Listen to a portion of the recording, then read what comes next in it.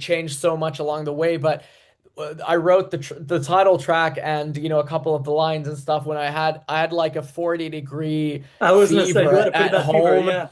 I was just writing something, and literally like the next day I recorded something on my computer, and the next day I listened to it when I was feeling a bit better. I was like, okay, this has something. Sent it over to Jonas, and he said, "Hell is a state of mind." That's the craziest fucking name I've ever heard. That's gonna be on the record.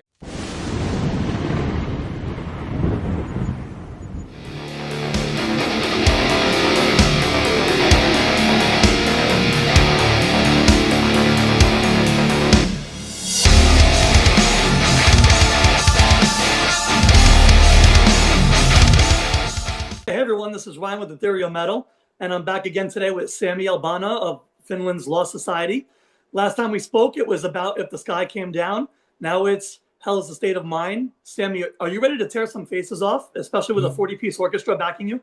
Yes, sir. That's the Yeah, only way we know how to do it. that's awesome. Yeah, man. I knew someone had to keep the strings from headbanging too hard, right?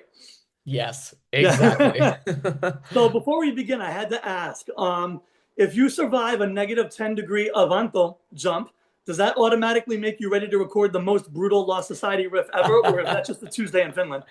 Okay, so check this out. I have been an avid, I mean, I don't want to be negative and say a hater, but I previously had never done an avant. So for everyone who doesn't understand that word, Yeah, it's doing a deep dive into the cold natural water usually. yep, So yep. basically for me it was like I heard from so many friends and acquaintances, they were always like, "Oh, you got to do it. It's such a good health benefit," and blah blah blah. I was Yeah, like, "I don't yep. fucking care. I like the warm and I like it hot."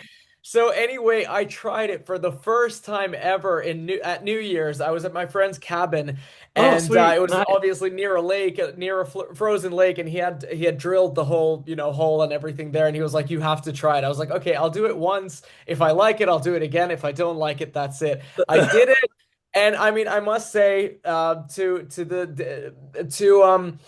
even though I'd never thought it would actually happen, I did feel very, I did feel exhilarated afterwards. But Yeah, for still, I sure. mean, I'm a summer guy. I like it warm. I like it hot. So I think I'm gonna stay in my hot showers from now on, anyway. I was gonna say, did you jump into the sauna right after?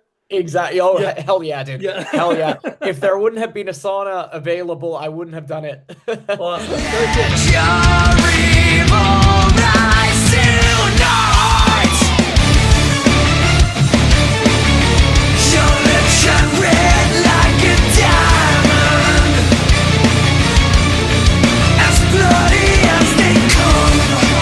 At what point did this album stop being ambitious, and when did it start becoming dangerous? I mean, honestly, for me, it was already the previous record where we were like, you'll always get these moments in the studio where you're like, okay, is this song going too far, or are we doing something too Yeah, crazy, and do we have to dial it back? And up until the last record, we would usually sort of listen to our instincts or whatever and be like, okay, let's tone it down a little bit. But for this record, basically the only thing that we consciously decided was that if we ever get a feeling of is something going too far, we're gonna push it even further. Because to nice, me, cool. it's so often you'll do something that feels pretty crazy while you're in the studio, but in the end of the day, when the thing gets released and you listen back to it, you're like, well, that wasn't actually that crazy. We could have done Right. something even a bit further. So with this record, we sort of listened to our instincts in a different way, and we were like, you know what? We'll take it as far as the song lets it go, and we'll take Cool. it as far as the song should take it, because in the end of the day, I feel like if you're doing something, the only way to do it is, doing it as properly as you can. Exactly. That's when things start to go wrong in a way, because then you're not taking it at you. It's kind of like you don't believe in it till the end. So Yeah. for us, I mean, this was obviously it was over ambitious, but I feel like every time we're going to do a record, it should be over ambitious. It should be us consciously trying to challenge ourselves to be crazier and more, innovative than ever before. And I think we really succeeded on this record with that. Yeah, and I wanted to ask, did that feeling scare you all at first, or was it just right away? It was just comfortable. I mean, it felt very comfortable, to be honest. I mean, I think it was a really cool feeling.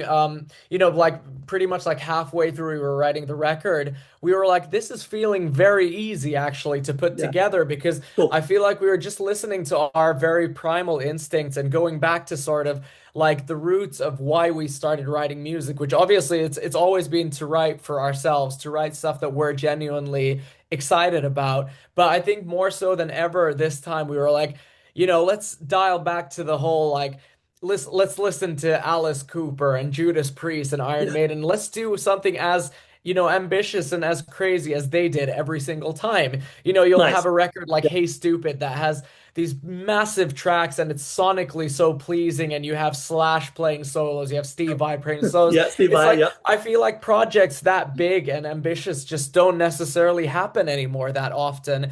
And I mean, I because often bands just don't have the budget, don't have the time, don't right. have the resources. But we're so privileged and we're so sort of grateful that we have the opportunity to try around different things and we have a pretty endless sort of schedule. Like we don't have any deadlines that we have to necessarily listen to. So for us, Right. it was just like we wanted to push it as far as we could. And I think that's how the best records in the world are usually born. For sure. For sure. Yeah, cool. And I feel like you were mentioning ambition. I feel like that kind of sort of started with Brain Dead, which showed that you could bring new things into songs. And if the sky came down, proved it was a concept that was real. Um, that you didn't only have to play thrash, right? Because sticking to expectations, I think we spoke about this last time. Just because people want you to stick to that, that's kind of like selling out. Um, Yeah, exactly. Right. So I feel like with this album now, it feels like you fully embraced that freedom. Was this album about doing exactly that? Well, I mean, yes, I mean, in a way, yeah, but in a certain way, it's not something that we can really decide to do because it's just something that's sort of built into us. Because I Yeah. mean, I Yeah. agree with you 1000%. But like, I've always sort of seen the paradox more so than anything else when people sort of bring back that whole conversation of we switched from thrash to something else and blah blah blah. Yeah. Because like Yeah. in my head, I would love to tell all of them that isn't the def like literally isn't the definition of selling out, but is doing something that doesn't feel natural to you. And for us, it Right. just didn't feel natural to Exactly. stick to one little realm when, our influences come from so many different places. And so for us, it's like we obviously, if there's a possibility to write a track that has a grandiose melody and it has all kinds of different things, obviously we're going to do it because that's the kind of music that we love and we would listen to. But I feel Right. like, back in the days of Fast, Loud, Death or Terror Hungry, we wouldn't have been able to do that because we just weren't mature enough and we weren't Sure. Sure. as musicians, don't get it wrong. I'm super proud of those early records, but as musicians, we just physically wouldn't have been capable of writing something as complex as what we've Right. done now for the last records. So it's not like a conscious decision where we're like, now we're gonna, prove everyone wrong or whatever. It's just like these are the kinds of songs that we love and that come natural from our bodies and from our mouths when we're writing music. So Exactly. in that Yeah. sense, it's just business as usual, but for us it just so happens that during every record process and every writing process, we want to push ourselves a bit further and be like, can you do something even crazier and even better than the last time? Because I feel like if you didn't have that little voice in your head, then what would be the point of really doing anything creative? Yeah. Like what's pushing you at that point? Yeah. Exactly. Right. Cool. And was there ever a moment where you thought that, maybe someone won't get this, but that you didn't care? Sorry, can you say that again? It just clipped off. Yeah, no, sure, no problem. Was there ever a moment you thought maybe no one will get this, but you didn't care? Oh no, dude, 100%, Yeah, 100%. And I mean, it's just one of those things that we accept every time we do anything. And I mean, for sure. I've always loved to say to so many people, if someone asks me just generally about being a musician or about, whether or not it's a feasible idea to start a band and tour the world, and I always say, I mean, no, it's not the safest option, but in the For end of the sure. day, what's the worst thing that could happen? And I feel like that really lends itself to the creation of music also, where it's like I mean, literally nothing in my world will change if no one likes this album because I love this album. And I Exactly. mean, it's obviously Exactly. it's only a beautiful sort of positive addition if it talks to people the same way as it talks to me. But in the end of the day, I mean, it's like I just think of that same mentality where it's like, what's the worst thing that could happen if I write an album that I Right. genuinely love? It's like Yeah. someone doesn't like it, then fucking, business as usual. The Who world cares, right? continues. And I Yeah. feel, and I'd like to think that there are bigger issues in the world, especially now, that we could focus on rather than, listening to a band that you don't like and just commenting about how shitty it is. 100%. 100% agree with that. So I have to say, when Blood Diamond dropped, it felt like the point of absolutely no return. When the strings entered the picture, I have to ask, did it feel like discovery, or did it feel like you kind of opened a new door that you couldn't close? It was it was definitely Blood Diamond for me. It's like it's funny because I've always felt like with the past two records, there's always been one track that sort of it usually is written early on during the whole session, and then it sort of paves the way for the rest of the album. And for this album, it was Blood Diamond naturally. And Nice. because I remember from about 3 years ago, I had this like I was writing hip hop beats, and there was Yeah, I this was gonna one say, beat, yeah. and that the melody was in it, and a lot of things happened along the way, and we sort of decided with Joonas Parkkonen, who we wrote the record with, we were Yep. like, should we try like a sort of Dimmu Borgir-esque approach to this Yeah. song, but still, Yep. keep it within the realms of what we do usually. And to us, I mean, it sounded incredible. Ended up being one of those songs where every morning when we'd go back to the studio, we'd listen to the song, and immediately when the strings kick in and the band kicks in, we're like, this is so fucking good. And Yeah, it's for sure. and it Yeah. sort of challenges the normal of nowadays where, a metal band will sort of size itself up with how hard a breakdown is, or, what's the weirdest sound you can get from your voice or from your Yep. body. But for me, putting in a classical instrument into metal music is one of the most sort of like dramatic and sort of almost like romantic things that you can do. Somehow it Yeah, brings I a agree. different kind of heaviness that Yep. just, a blast beat doesn't do for me anymore. Yeah. Yeah. So definitely writing the song and then later on finding out that it's actually a possibility that we can hire a fucking 40-piece orchestra to play Right. these things because Yeah. for us it was obviously important also that we're not going to do it with a plug-in. We're not going to do it artificially. It has to Yeah, be the for sure. actual thing if we're going to go to that world. So for us, after we found out that all of this is possible, it did give itself, or it did give us the opportunity to use the strings for advantage. But obviously there are songs on the record that doesn't have that doesn't have the string section, and For obviously sure. even the For songs sure. that do have it, it's not constant. So Yeah. it was like it gave us more tools to our disposal, if anything. But Cool. it didn't change the process too much when it comes to writing just the band instrument parts, because obviously in the end of the day we are a four-piece band, and Yeah. it Yeah. always has to sound like we are in the root of all of it, and everything else that comes in is just like a cool, cherry on top. Yeah, exactly. So, having that 40-piece Babelsberg Film Orchestra, did it feel bold at first, or did it feel completely unhinged in the best of ways? Oh, it was absolutely unhinged, and we were like, "This is the coolest shit we can like." Or I That's mean, awesome. literally, it's just one of those things. Like, I feel like when you get back to the studio, first of all, to write music and then record music, it takes you back to the days when you were literally just a kid, and Yeah. you were writing Yep. those first riffs, and you were like, Yep. "This is so cool. We can literally do whatever we want." But then, obviously, we would have never thought that it's possible to do all of these things that we did. Yeah. But then finding out that you can literally you have all of these tools at your disposal. We were like, this is the coolest shit ever. And we like more so than ever, we enjoyed ourselves at the studio, and we like Oh yeah. simultaneously Absolutely. knew that this is crazy. But also, I mean, we were saying to ourselves all the time that nothing amazing has ever been made by conventional methods in the world. It's always Ever. been like you Ever. have to go batshit Yep. crazy in order You to do. do something Yep. really remarkable. Right. I was gonna say there had to have been a moment where you guys were like, "Are we actually really doing this?" Right? Yeah, yeah.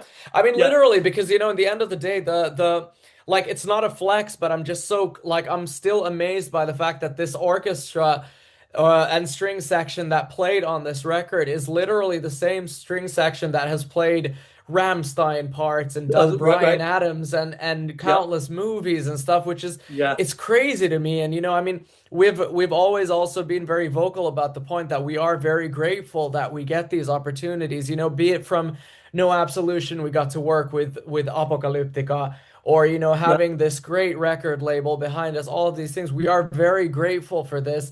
But I think if anything, this should be a reminder to any musician out there or any artist out there that it is literally possible to do, to in some Absolutely. way bring Yeah. out your craziest and wildest dreams onto tape. Very awesome. And at any point during the recording process, did the orchestra ever outgrow the songs?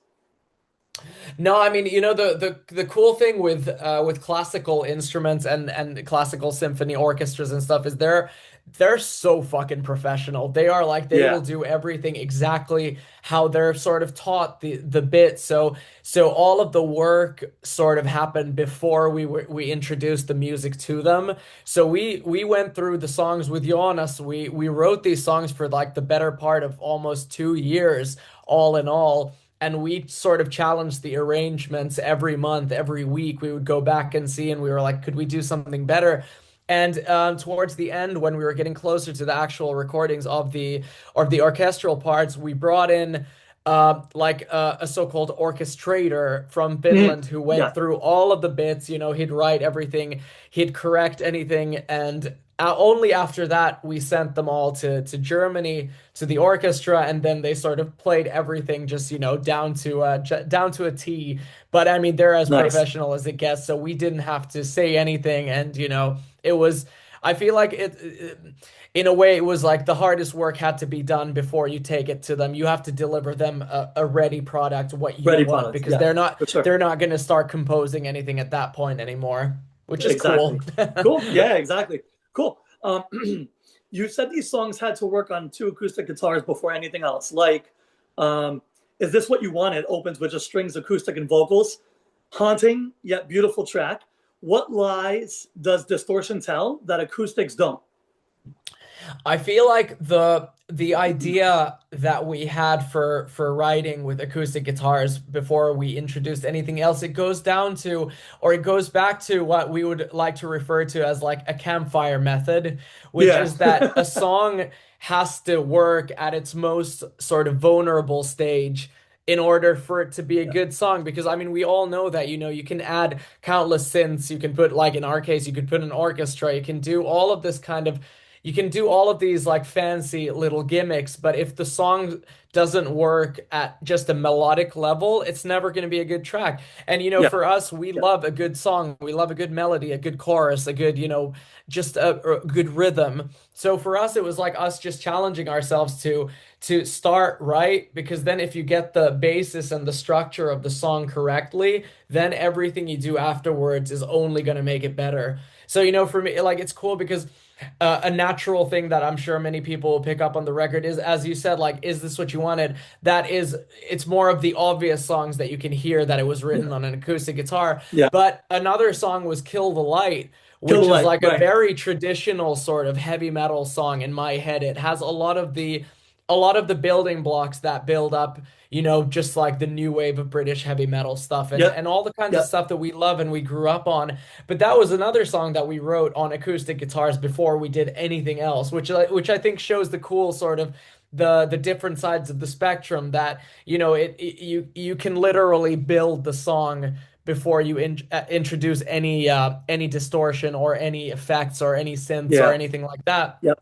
And I mean, it's maybe because I feel like the whole record also, it's showcasing maybe a different side of what we've seen a lot now for the last, 5 or 10 years in metal music, and especially like metalcore music. You have that very sample-based sonical world that so many bands use, and like, I'm not giving shade to anyone, but I feel like it's very hard to stick out from that group of people Oh, or those sure. groups of Absolutely. bands.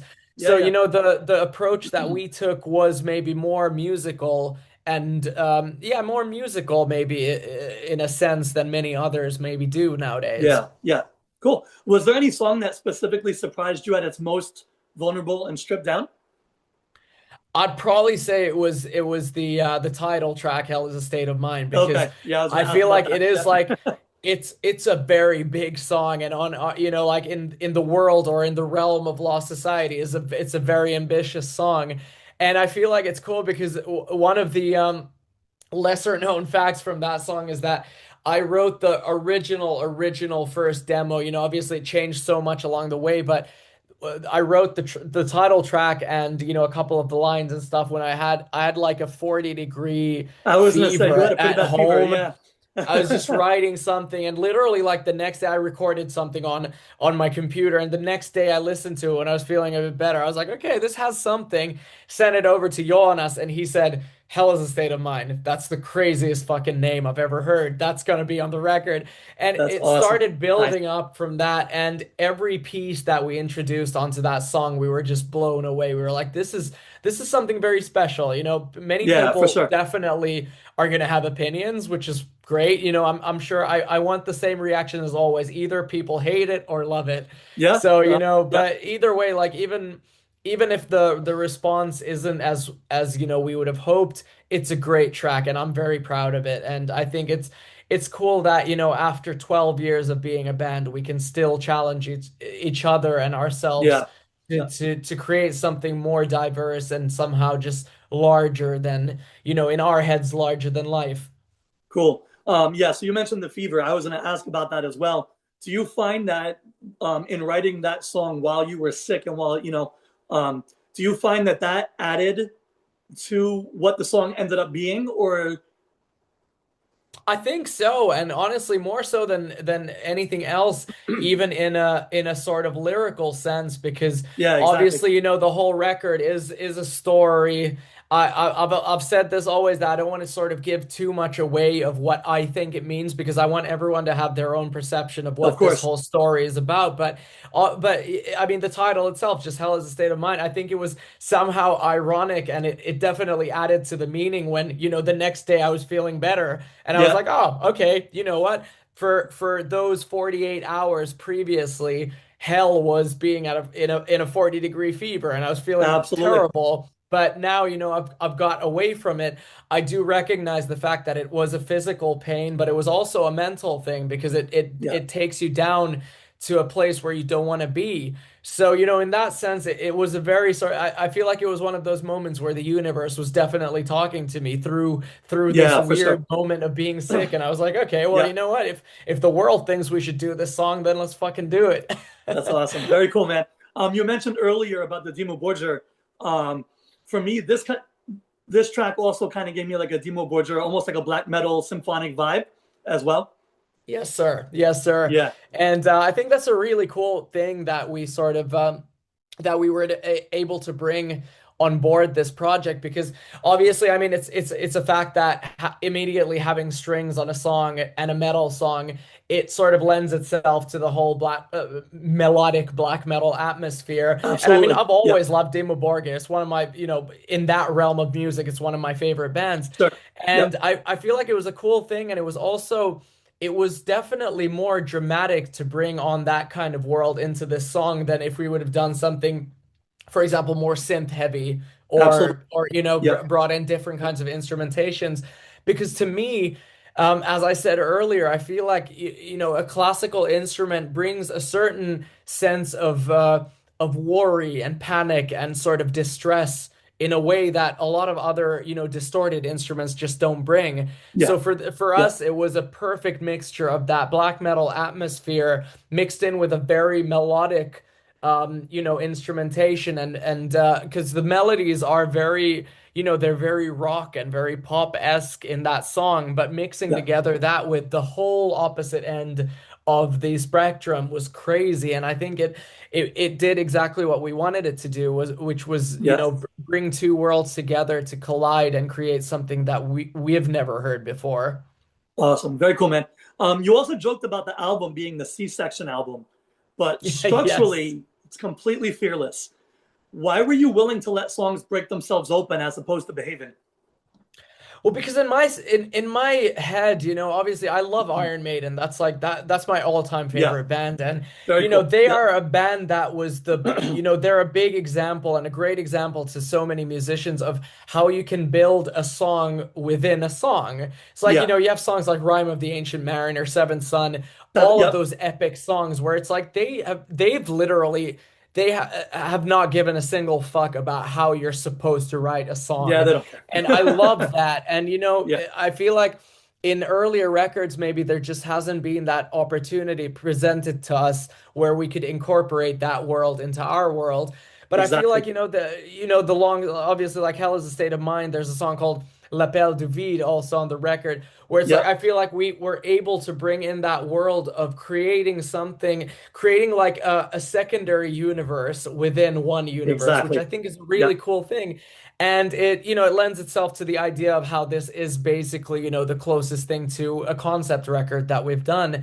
And I love the fact that we can be taking people a certain direction, but then suddenly oh, you know what? Now here's the dramatic C-section that you did not see coming. Yeah, for Another sure. one that I have to talk about is a track called No Longer Human, where I feel like the Yes. C Yeah, part that we did for the song is it's one of the most sort of like hauntingly beautiful parts that we've it ever is. written.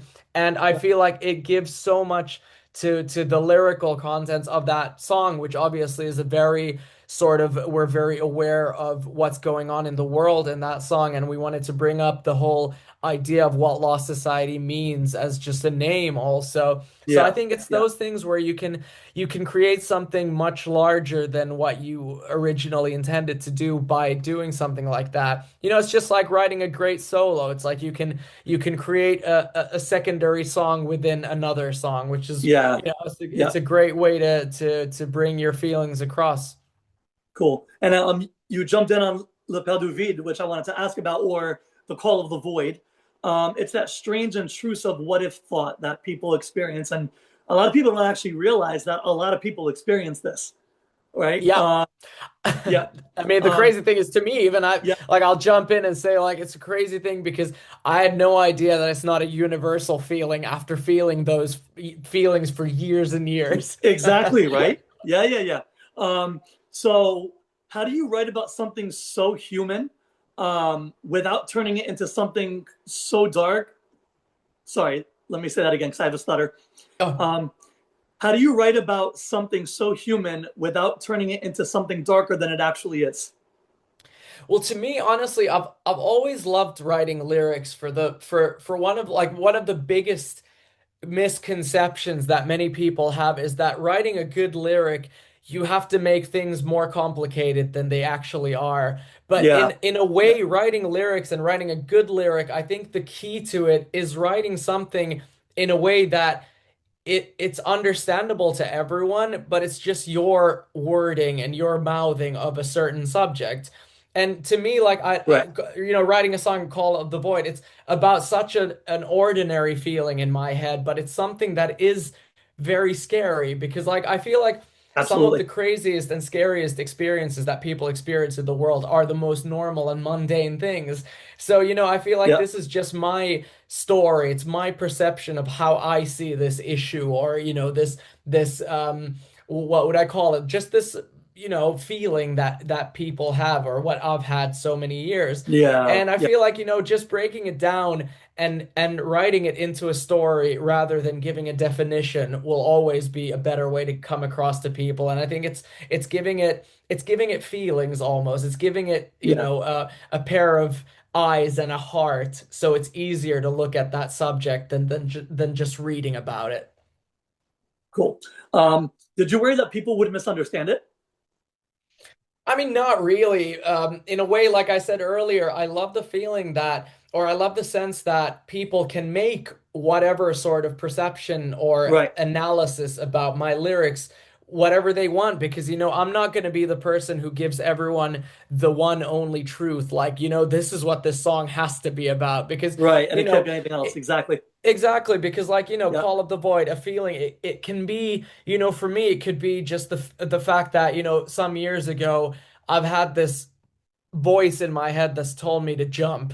But for someone else, it could be about a job opportunity. It could be about a Exactly. relationship. It could be about, just fucking something, an everyday thing. And I think that's the loveliest thing about music. It's a beautiful thing because, you writing something about something fully different can help someone in a whole different situation. Just Absolutely. like, for Yeah. me, listening to a song when I was 7 years old, when I was getting into metal music, it was again Iron Maiden. It was a song Iron called "The Maiden. Prisoner," Yep.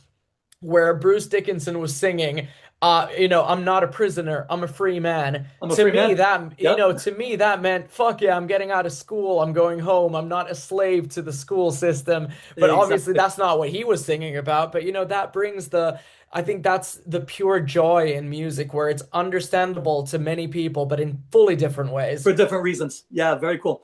So my last question about the album. Um, by the end of the final song, the title track, it's very clear that the feeling is that hell isn't a place, but it's a mindset. Now that you've lived inside of this record and we're getting ready for the release, what part of it feels the most vulnerable to let go of? It's maybe the sort of waking up to the reality in the end, because it's like Yeah, I feel like obviously every time I'm making a record, I'm so inside of the project. I dedicate myself 1000% to it. And now that you're getting close to a release date, you're understanding that you're letting go of this sort of baby that you've had. You're giving it to yeah, everyone. yep, But it's a bittersweet feeling, because obviously at the same time I'm so happy that I'm giving it to everyone. It's like it's not mine anymore, it's everyone's. Be yeah, be for sure. careful with it. Yep, Hate it if you want to, love it if you want to. May it be, a sanctuary for you on a dark day, or may it be something that, you have a good living room conversation about how shitty it is. But either way, it's not mine anymore. right. It's everyone else's. So, in that sense, it's the giving up and waking up to the reality that it's no longer something that's just yours. But in the Yeah, same way, yeah, it's such a good feeling, because then it isn't something that's just been in your head or in your heart. exactly. It's something that everyone experiences universally, which always helps. That's awesome. Sammy, thank you so much again for sitting down. It's always a blast to chat with you. Everyone watching, Hell is a State of Mind is going to be dropping March 6th via Nuclear Blast. Pre-save it, pre-order it, and crank it loud. The link is going to be in the video description below. You do not want to miss this album. I think it's going to be their best album yet. Sammy, thank you again so much for your time. Thank you so much. Thank you so much. And thank you for the kind words. All the best, man. Dead people scare me, but the living